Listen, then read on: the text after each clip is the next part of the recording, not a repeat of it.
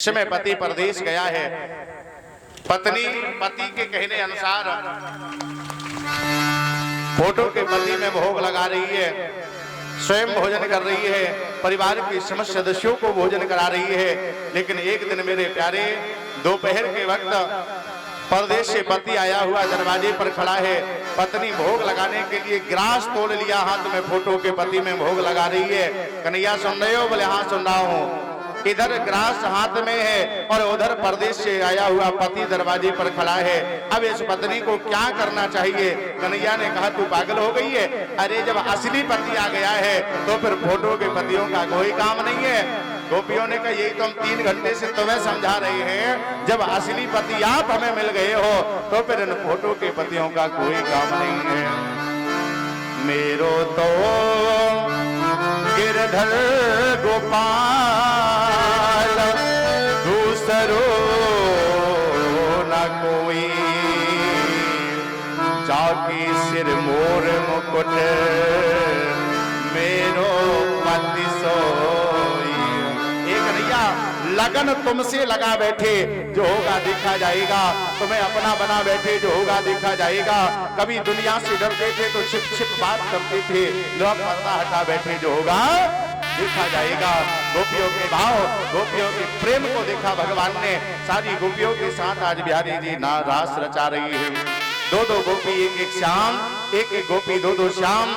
यमुना के किनारे पर प्यारे महाराज हो रहा है। और जिस समय महाराज हुआ, आज महाराज के मध्य में कामदेव टकटकी लगाए देख रहा है, कब भगवान को अमर्यादित सिद्ध कर दूं। ये गोपियां वही हैं जो सब कुछ भगवान के ऊपर हार गए हैं। गोपियों ने कहा स्वामी जी आप मेरे पति हो। जब गोपियों ने कहा आप पति हो तो भगवान ने भी इनका वरण कर लिया।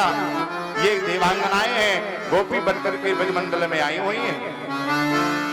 कुछ संतों का ऐसा मानना है, जिस समय राम जी 14 वर्षों के लिए बन गए, महात्माओं ने देखा, बोले ये अभी अभी बन आए हैं, कुछ समय में इनका बोलबाला सारे वन प्रखंड में हो गया, तो आखिर बात क्या है? एक महात्मा ने कहा, बोले भैया इनके साथ एक नारी है, जब तक ये पूजा करते तब तक नारी भोजन बना देती है, तो इन्हें भोजन बनाना नहीं पड़ता, समय ज्यादा मिलता है, पूजा अच्छी होती है। एक महात्मा ने कहा, बोले भैया पूजा तो अच्छी होती है, लेकिन हमें लगता है सबसे बड़ा काम उस नारी का है जो नारी इनकी सेवा कर रही है। जिस समय सेवा का नाम लिया, एक महात्मा ने कहा तू पागल हो गया है?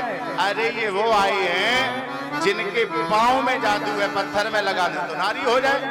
महात्माओं ने कहा बोले इससे अच्छा साधन कहीं नहीं मिलेगा, चलो एक एक नारी बनवा लो। अब महात्मा लेकर के पत्थर पहुंच गए। राम जी ने कहा बोले ये क्या है? ये राम जी बोले हाँ हमारे पत्थर में पांव लगा दो। पांव लगा दो? बोले हाँ। तो पांव काहे लगवा रहे? बोले हमें नारी की जरूरत है। राम जी ने कहा हम पांव तो लगा देंगे, लेकिन अभी पत्थर तुम्हारा खुरदरा है, अभी पांव लगाया तो क्रोधमुखी भार्या बनेगी, लड़ने वाली पत्नी बनेगी। एक काम करो ये पत्थर चिकना करके लाओ तो सुंदर पत्नी मिलेगी। महात्मा चले गए, समुद्र की तलहटी में पत्थर घिसने लगे। पत्थर घिसते जाएं और तब तक महाराज जानकी मैया का हरण हो गया। अब राम जी रोते रोते वृक्षों लताओं से पूछते हुए जा रहे हैं, हे खग मृग हे मधुकर श्रेष्ठ, खग मृग हे मधुकर तेरे, हे खग मृग हे मधुकर तेरे, हे खग मृग हे मधुकर तेरे, मधुकर तेरे, तुम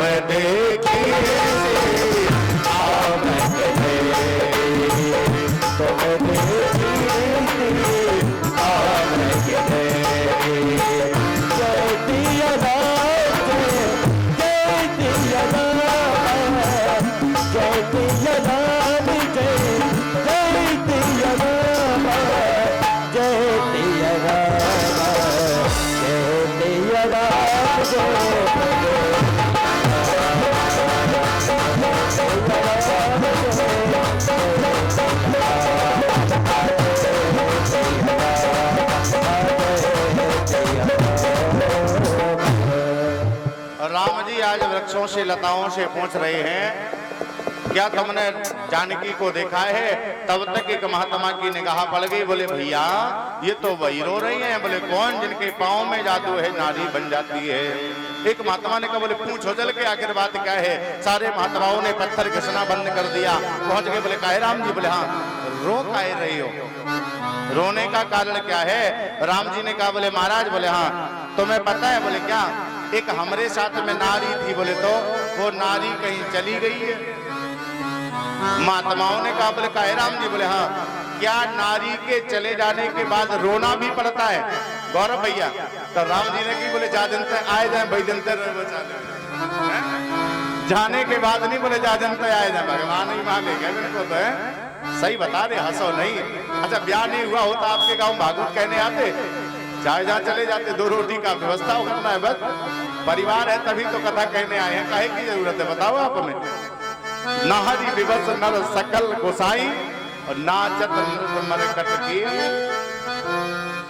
राम जी ने कहा बोले जो नारी थी वो चली गई है, तो जाने के बाद रोना पड़ता है। बोले महाराज जा दिन से आए जाए, वही दिन से वो चालू है।